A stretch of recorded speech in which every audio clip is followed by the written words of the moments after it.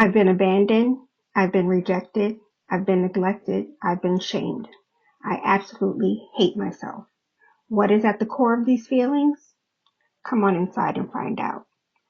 I am not a doctor. There are no ABCs behind my name. I am just sharing my experiences and my opinions.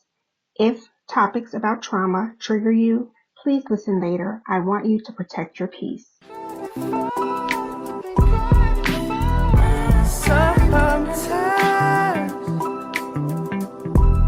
realize there's nowhere. You have tuned into Breaking the Mask of Depression with your host, Diva with Depression. Just waiting back.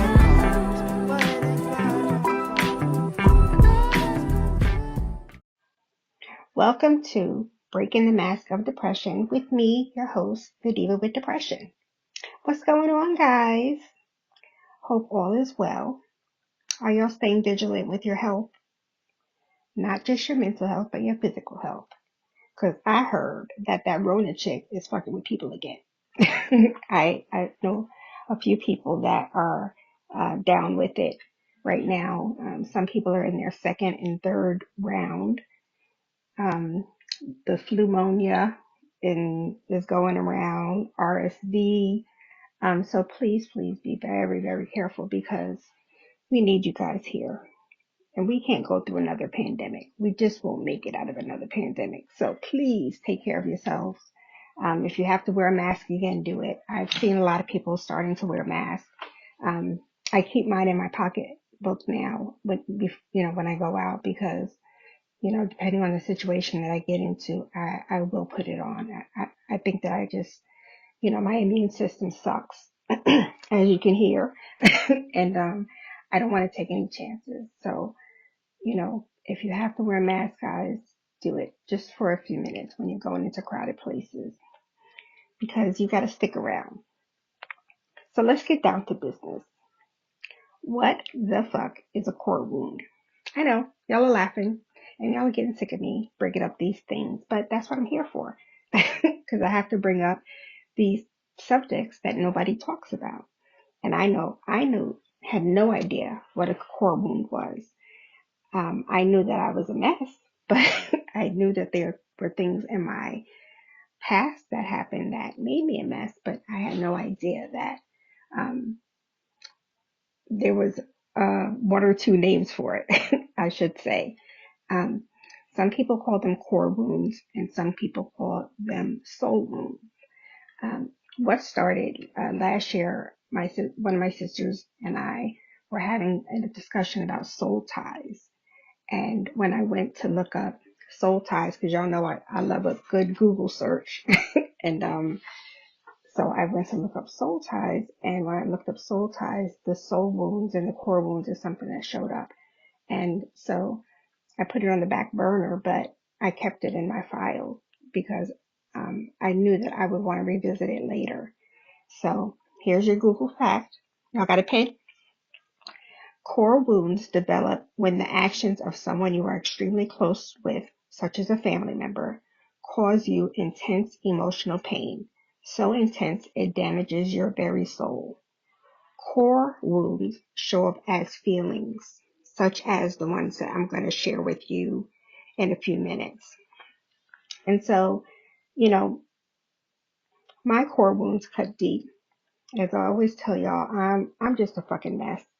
No, really, and it's not even a joke, because I sit down and I think about some of the things that I say and some of the things that I do, and I'm a mess.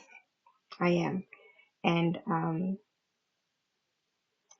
I had a funny. I said that I'm a broken down Bronco Bruce, and if you are in my age range, you will appreciate the Electric Company reference.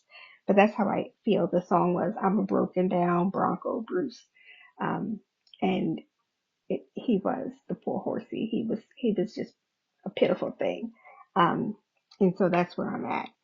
And I'm not saying that, because people always say that, oh, you're such and such age. When are you going to stop blaming your parents? Well, I don't. I know that everything that has gone on in my life hasn't, is not all of their fault. Um, and I have three parents.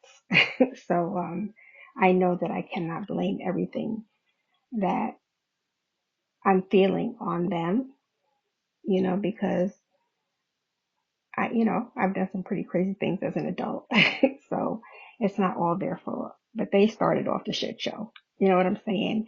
And I think that when you start to dig deep into who you are and the things that you do and things that make you tick, things that set you off, things that, you know, affect you, you really do start to sort of go back to something that you were taught, something, a learned response, a learned behavior, that was a reaction to how you were treated. And so, yes, um, I will say that whoever, my three parents contributed to the shit show that I am today. Um, and, when you talk about people that are maybe in the foster care system, yes, their birth parents and what they experience after contributes to their trauma. Um, and you cannot deny it, no matter how much we try to say, oh, I'm grown. I make my own decisions. Okay, but why do you make the decisions that you make, right? So you have to really start to get in touch with yourself because it's very hard to heal without learning why you are the way you are. And I can tell you guys, and I'll only start for the past 16 years, the things that have popped up um, trauma wise for me. I shouldn't still be here. I should tell you that. I can tell you that because my core wounds are deep, very, very deep. And different people will have different reactions. Different people will have different core wounds. Um, the psychiatrist that created it is John Periakos. And then there's another Canadian therapist who continued the discussion, Lisa Bourbeau, and she wrote a book. She has this listed at 5 core wounds, soul wounds. And so, a soul wound or core wound is just very deep. It influences a person's life and it'll be at the origin of a mask. And isn't that something that we as a community live with masks, and we wear them 24 hours a day, 365 days a year for probably about 400 years, right? So, and we wear masks for different reasons, and these wounds play a big part in our life because they influence a person's behaviors and their thoughts, their relationships, their emotions. So, you know, yeah, we won't keep saying that the parentals have something to do.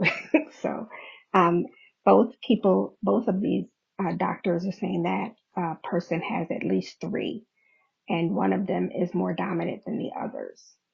And if we don't get in touch with these wounds and why they exist, then it's going to be very hard for us to heal and move forward. Um, and so anxiety, fear, guilt, anger, aggressiveness, diseases, that's all linked to our wounds. And it's so funny because my therapist was talking about that today, how, um, some of the physical things that I go through are because of my mental things. And I don't think we think about that enough. And so, um, it's not everybody that is going to have A, B, C, 1, 2, 3, 4, 5, all the core wounds, be it 6 core wounds, 10 core wounds. I've seen different numbers. And even people in the same house that grew up together in the same house don't have the same core wounds. My brothers are much stronger than I am. And much more put together, I think, than I am. They'll say no, but they really are stronger than I am. So, But we grew up in the same house, and even though we had the influences from the same people in some cases, we didn't react the same way, and we didn't um, adjust to them the same way. And so um, there are, of course, mother wounds, and there are, of course, father wounds. And so the father wound can show up as trust issues.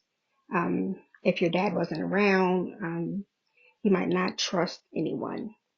Um, you might not even trust yourself, you know, and that puts a strain on relationships, right? Because trust is a big, big part of our relationship. If you can't trust your friends, if you can't trust your romantic partner, then there's going to be something missing, you know? And so, um, I have a biological father and I have a stepfather. And my stepfather is who I was with from birth. I met my biological father when I was 8, and they they're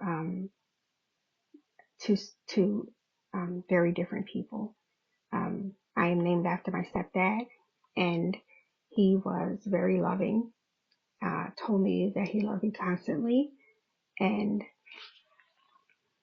but he was also suffering with addictions, different addictions, alcohol, and later drugs. But that still didn't stop him from telling me how much he loved me. And I always remember that's something that I'll take to my grave, because I don't think that I realized how important it was to who I am today. And, um, when other people didn't tell me that they loved me, I knew that he did, regardless of where he was, mentally and physically. I knew that I could hold on to that. My biological father, um, completely different, very mean. Um, he drank a lot, very condescending, and yeah, there was no I love yous there, you know, never. I don't think that my biological father ever said that he loved me, and I don't know. That's gonna. I guess that's gonna be another episode because yeah, um, another father wound is feeling like you're not good enough. Um, what I just said, if your father was hard on you, this can come up as not feeling that you're good enough or worthy, and never happy with what you have. And let me tell you something. Nobody has, well, I'm not gonna say nobody, but my self-esteem, yeah, that shit is empty. Like, it's not there. Abandonment issues, if they are emotionally absent, then this will show up as abandonment. Um, this says that in both of these, I'm reading, like really looking at 3 things in my synopsis, and it's saying that you will jump from relationship to relationship. Some of them say that you're going to be needy, and I didn't jump from relationship to relationship. I was the complete opposite. Um, but I get where it is.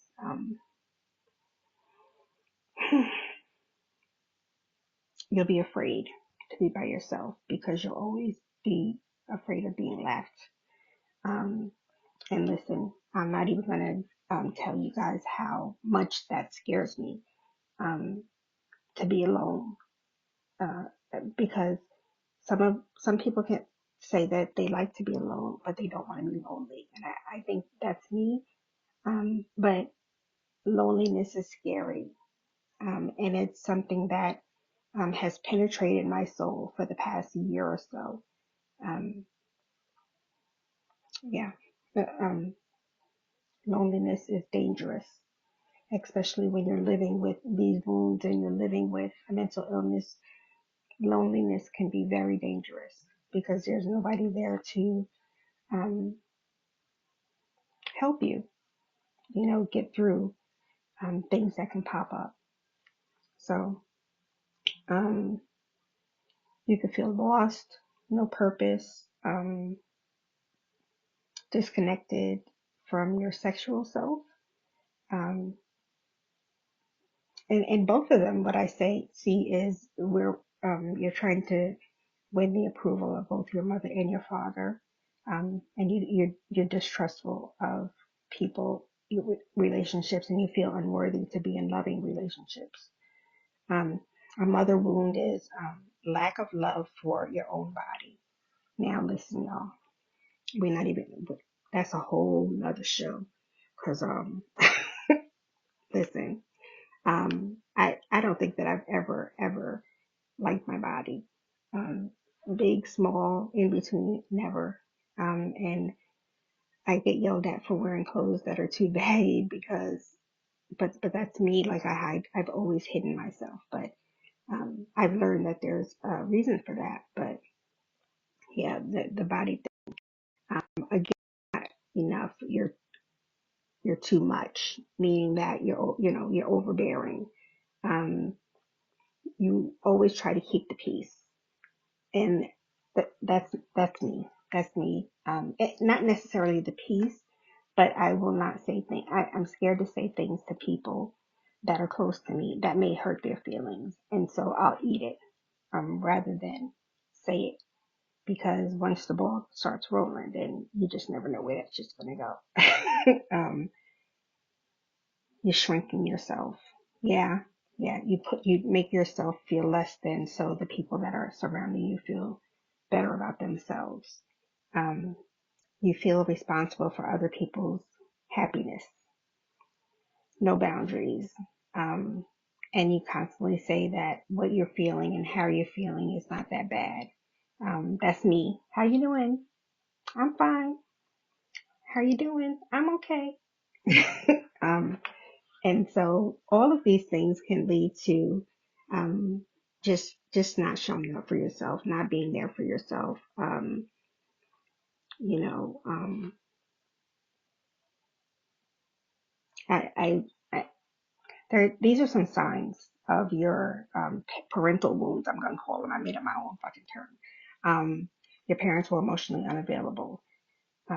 They weren't attuned to your needs. They were abusive in any way.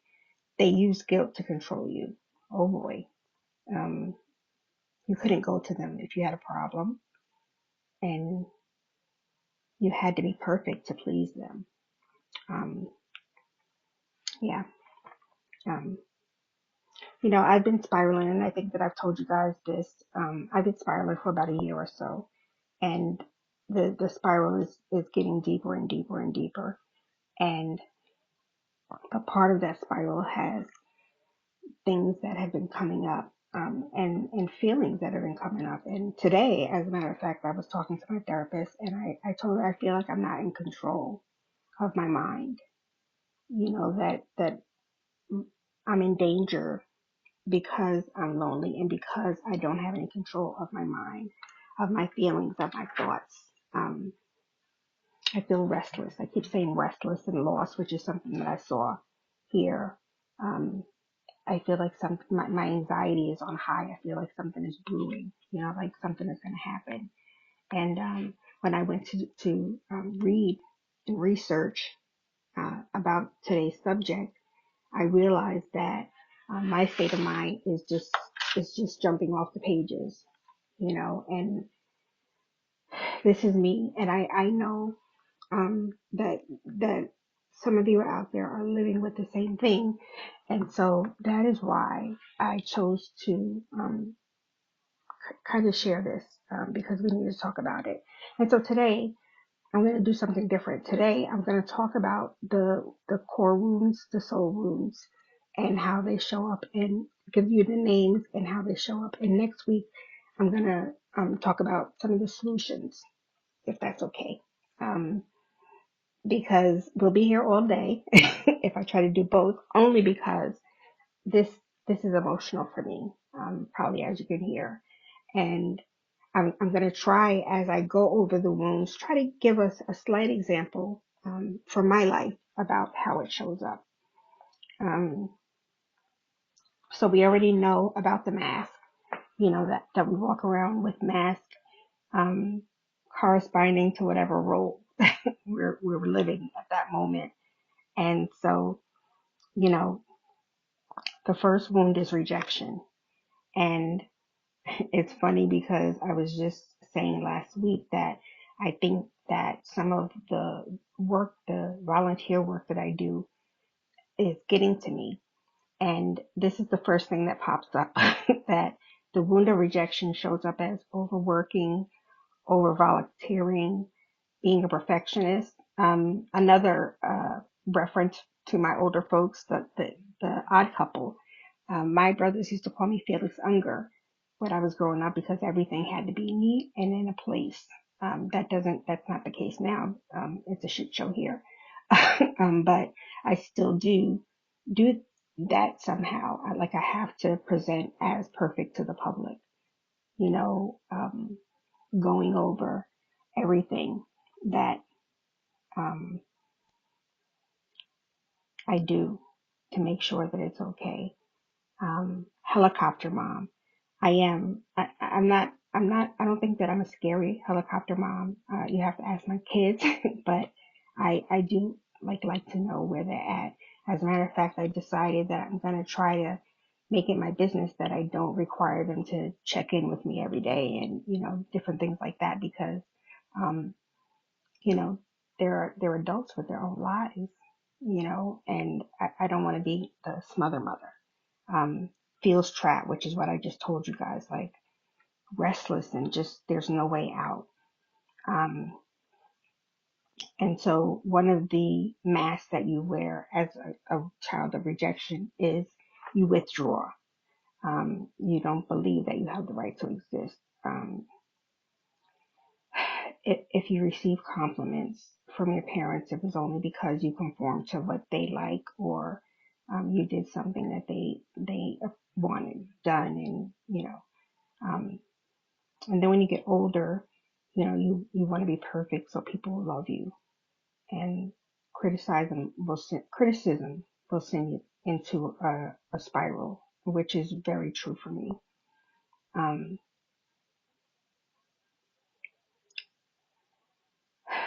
and if you say something to them that is critical, that can send them into a hole for a week because they're going try to break down everything that they did for the week, everything that um, you said they did. They're going to, put it under a magnifying glass, but in the end, they're going to feel like they're the asshole, like they're the one that's missing something because they made the mistake, you know, and perfection, being trying to be a perfectionist will really break you.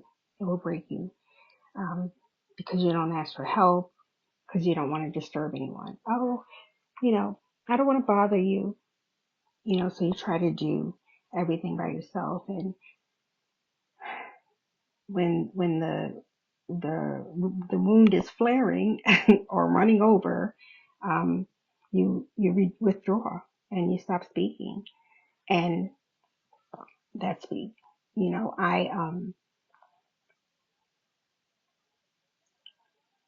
I say to myself a lot, and even if I'm in a crowd of people, I'm by myself. And if I'm with my close friends and family, then that's different. But if I'm out somewhere, I always stay back and take in everything, because I always have to know what's going on and see what's going on, and I have to sort of read the room, which leads into to another wound, which is fear.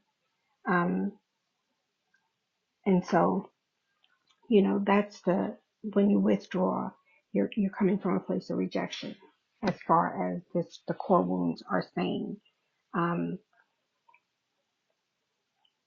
you didn't receive like unconditional love, and I didn't. I really didn't. And and a lot of people will say, well, maybe their parents went through things And I understand that. I really understand that everybody has a burden to carry. Um, but do we excuse it because is that a reason for the abuse? Is that the reason for the neglect? Is that the reason for the abandonment? I don't know, guys. I don't know. And I'm going to tell y'all now that the forgiveness gene, I don't have that shit. I don't have it. I don't have it. Um, and I talk to God, and the saints and the ancestors and everybody else about it. And I try, but I'm not there yet. So, um, yeah, I'm not there yet. Um, next is the fear of abandonment. Now, this one also has, and you'll see that as you go across the wounds that they'll have, some of them will have um, the same feeling showing up. So like fear of rejection is an abandonment also. Disappointment, being lonely. We worry. That's me. Um, we have no sense of self, no sense of power. Um, we're sad all the time. Um, and everybody says that I'm very sensitive. Um, and I am, like I cry at the drop of a hat, but, um, why? Why? You, why do I cry like that? What happened that made me this way? Um, and so when you are living with the wound of abandonment, they say that the mask is dependent, being a dependent and neediness. I'm not that. Um, I'm not needing this. I guess not in the physical sense, but of course, everybody needs to be loved and needs to be appreciated. That part, yeah, yeah. I do need to feel like I'm making a difference or appreciated. Caretaker. Well, damn it. Listen, if you go to the Webster's dictionary and look up caretaker, that's my name. That's my name. That's me. Because I am the mom. I want to take care of everybody. Um, but the child that lives with abandonment is lonely. They didn't get nourishment. They didn't get emotional warmth, and they were not supported. Um, and it's funny that this comes up because I just said to you guys about how I cry, and it says that as a child you were left to cry. You know how they say leave babies and let them cry to soothe themselves? Yeah, some people take it too far. They take it too far. Um, left with strangers. Um, yeah, yeah, that's us. That's the three of us. We were left in some places, and even if they were strangers, um, they weren't people that we were always comfortable with. People that we trusted. Loneliness, deep sadness, um, not knowing why you're sad. Um, one of the running jokes in my immediate family, my mom and my brothers, is that they would just come in the room and I'd be sitting there bawling and crying, and they're like, "Why are you crying?" I don't know. Well, what happened? Nothing. I'm just sitting there crying and nobody knows why. Shit, I didn't know why. And so I guess that's part of where the sensitive label came from. And the mood swings. It says mood changes. I'm gonna say mood swings because today I could be feeling like shit. Tomorrow I feel like half shit, or and it could go from hour to hour. Not even day to day. Um, and it's just stuffing.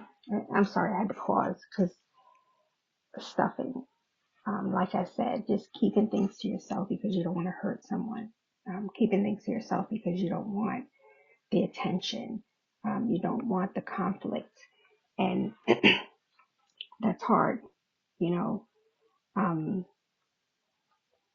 you attract emotionally unavailable people.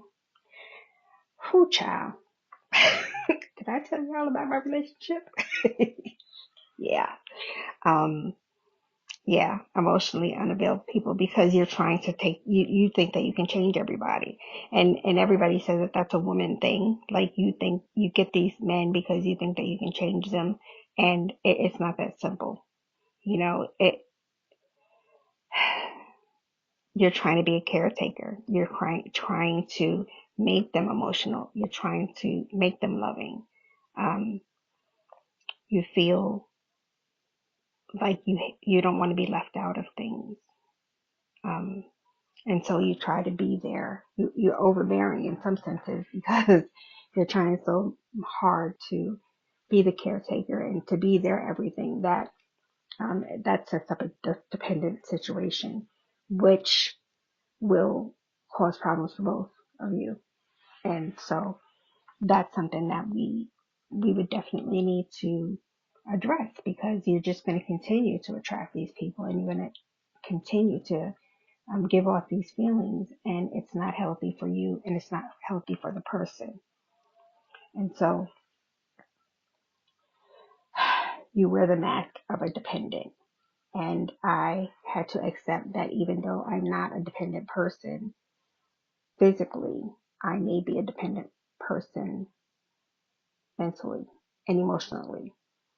And that's something that I know that I have to look out for. Um, the next one is humiliation. And it's because you were humiliated by your parents. And the humiliation emits feelings of shame. Um, it's, there are things that my biological father has said to me, and I'll never get past it. Even if tomorrow miraculously everything is healed, trauma is gone, anything, I will never, ever, ever forget some of the things that he said to me. I will never, ever forget some of the things that his side of the family said to me and about me. Because, like I said, I met him when I was 8. And that's no way to treat your child. That's no way to talk to your child. And in some situations, he allowed other people to say humiliating things to me. And there's no getting past that, because I had to eat that because I was a child. And then I had to eat that because I was trying to be a good daughter. I had to eat that because I was told that you have to honor and respect your mother and your father. Um, and I ate it all my life. Like, even up until now, I ate it. Um, yeah,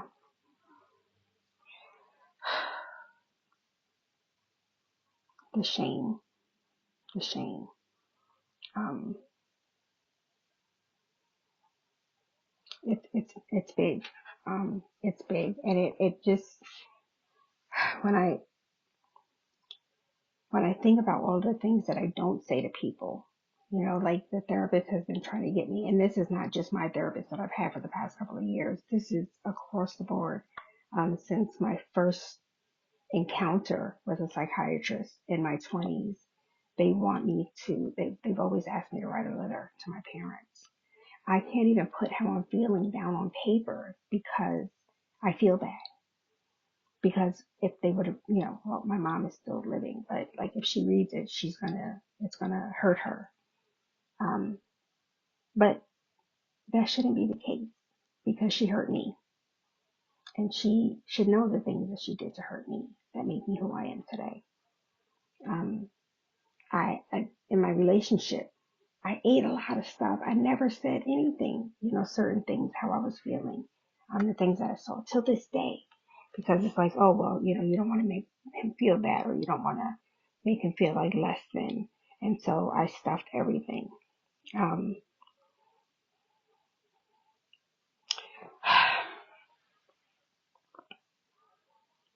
the child growing into an adult with the shame can come feeling dirty, disgusted about yourself, Um, Another thing that can lead to sexual sexuality issues, not sexual, well, sexuality, sexual, yeah. If you start reading, yeah, it all adds up. It does. Um, but here's the thing that really got me. The person living with the fear, this wound of, this wound, they use food to, to compensate for how they're feeling, and they gain weight to protect themselves. Y'all, y'all, not everybody knows me, but listen, I tell y'all all the time that Intimins is my therapy. Was my therapy. I can't eat it anymore, but Intimins was my therapy. If I had some donuts and a Pepsi, then all was going to be right with the world for an hour or two. Um, and then after I do these things, and as this says, you feel guilty about trying to make yourself feel better. And then, you know how they say, you'll make fun of yourself before someone else has the chance to make fun of them. Well, that's part of this wound, this humiliation wound. You know, you don't want to, you shit on yourself before somebody has the chance to shit on you. You know, like they say about people that are overweight, like the overweight person is jolly, and they make self-depreciating comments about themselves and laugh. So number one, somebody else doesn't have a chance to make those jokes, and number two, you want to make sure that everybody else is comfortable talking about you and treating you like shit. And you're going to stuff it and eat it because you're not going to say anything to cause a scene, or you're not going to say anything to make anyone feel bad. So the next one is betrayal. Um, we can go on and on. As a matter of fact, this is something that my friend, one of my sisters and I, we have been talking about this constantly for the past couple of months about friendship and betrayals.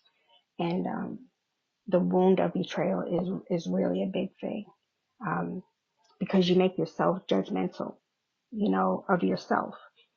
You can be judgmental of others too, but that could also just be a, a fence, a wedge, a cover up. Um, and it's because you did not have your expectations met by your parents. And you felt manipulated and betrayed because you did not feel like you were being fulfilled. Your needs were being fulfilled. Your expectations were not fulfilled. Um, and so because of this wound, in addition to the other wounds, the lack of trust, we hold on to it. We hold on to it. Um, and we, put up that mask again of the strong, physical, responsible person. Everything's in control. But behind closed doors, we have shit control of our lives. We're not strong. We're just a puddle, a mess. Um, and again, this is another wound that shows up as you're trying to prove yourself to other people. And you have weak ass boundaries because of this. And boy, oh boy, can I tell you about boundaries. Um, and I think that's across all of these wounds, is that we have boundaries. We have boundaries. So, and we don't put them up. You should have boundaries throughout your life, through every area of your life. We don't do that. Um, we don't talk about our flaws. We don't talk about our weaknesses. Just like I said, behind closed doors, it's a shit show. Um, Another wound is the guilt wound and the manipulation that can come from your parents. Um, my mom can manipulate a situation and make it everything our fault and not her fault. And so I've seen it. Um, I've seen how it works. And so because of that, you don't set proper boundaries. You attract people who do the same thing because we know that, like they say, you marry a father. As a woman, you marry a father. As a man, you marry a mother. You attract these things because think about it. Your parents are supposed to mold you and love you and make you into a great person, right? And so if they are doing these things to you, then that means that they are not creating a human being that can meet all their needs and be a good person. And so, what are you going to do? Like what are you going to do? Um, and so, another one of the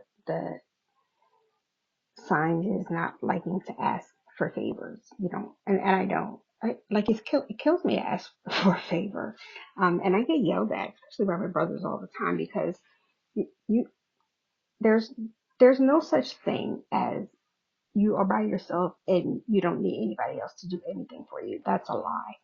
It's an absolute lie, and we need we need people to be in our world to help us to be better people. Um, and this is the one of the last wounds. It's called the wound of injustice, and I think that ties into the betrayal part. Um, you're afraid of people that are cold-hearted and lack emotions, and it says that as a child you suffered from the coldness of your parents and you could not express yourself.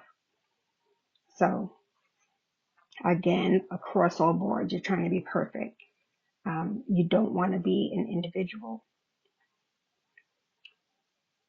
You just like across the board, it's showing you that you were not nurtured properly. Um, and we constantly, are wearing these masks that do nothing for us. Like you really have to think about it. What is it doing for you? What is it doing? You know,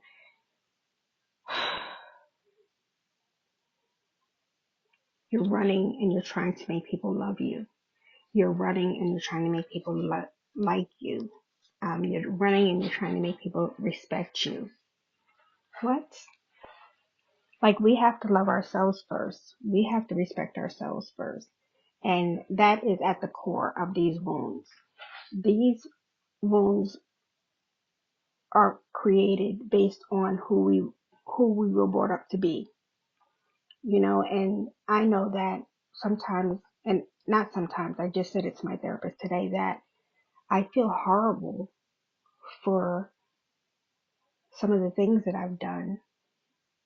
And I feel shame for some of the things that I've done. But that comes, the things that I did, some of those things that I did, a lot of those things that I did came from a wound somewhere in my childhood.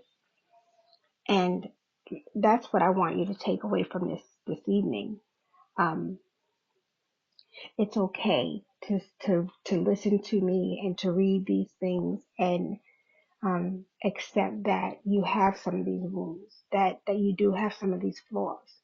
Um, it's okay. You're not less than. And I'm talking to myself. And of course, I knew that I wasn't going to get through this without crying, but I'm talking to myself too, because we're still good people. We're good people that went through something bad. But we're good people today. We're just good people that have to fix some things. And there's nothing wrong with you. There's nothing wrong with me. And I can't say that to myself, but I could tell you that there's nothing wrong with you. You're amazing. Um, you're a superhero because you're still here. You know what I'm saying? Like you're still here and you're still loving people and you're still taking care of people. We just have to learn how to not take care of them too much. We have to learn how to not overlove them too much. We have to save some for us because we're worthy of it. And it takes a lot to accept that you're worthy of something when you were told that you weren't all your life, and so I can say that, like, I was in a 27-year relationship. Before that, 2-year relationship. And I, I made myself indispensable to these people, like I did everything for them because I was scared that they were going to leave me. I was scared that they were going to, not, um, love me. I was scared that they wouldn't like me. And in doing that, I created a hell within myself. And these people walked around with their chest stuck out and, looking all wonderful and nice and packaged pretty and handsome to the public.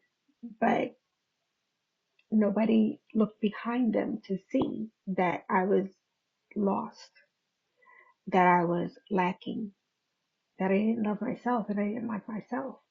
And yes, I can say that those are these feelings and the things that I did. Yes, they are because of the way I was raised, because of things that I didn't get.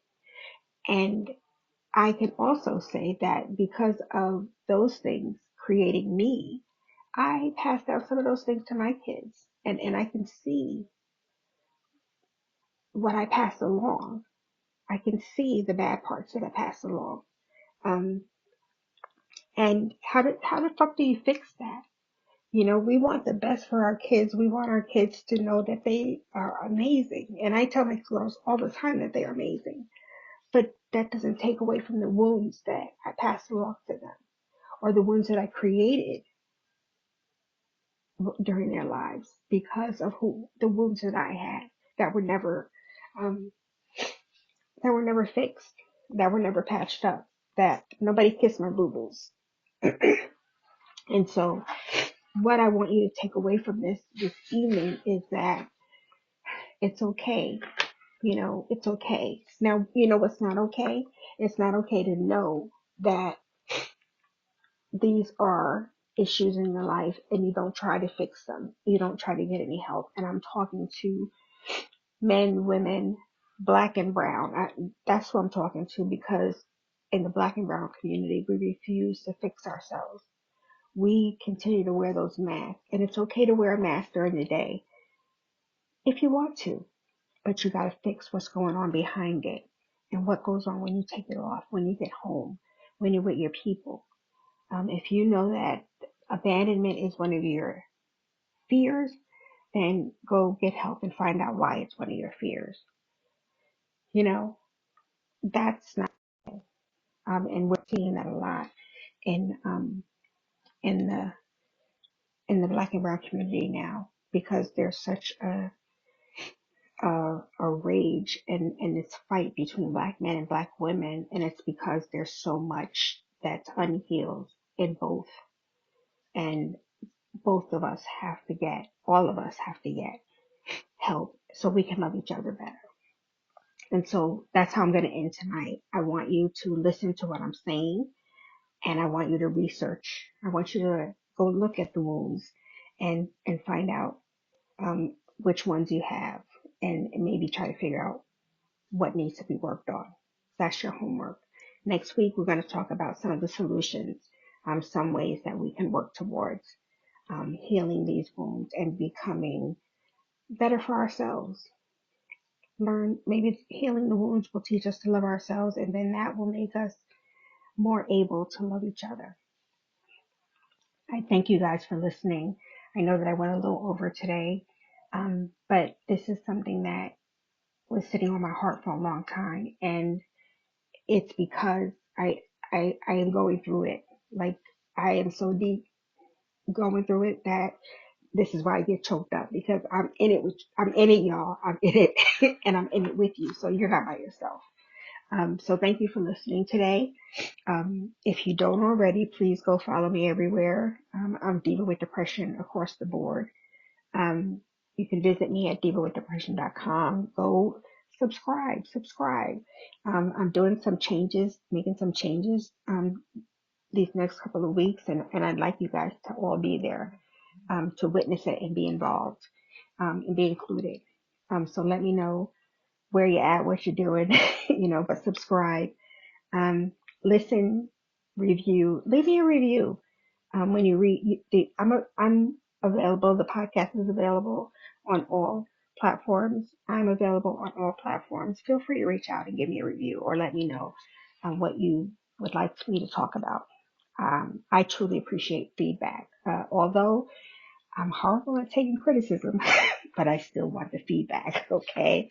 But share these episodes because you might just save a life. Somebody else is going through it and they're afraid.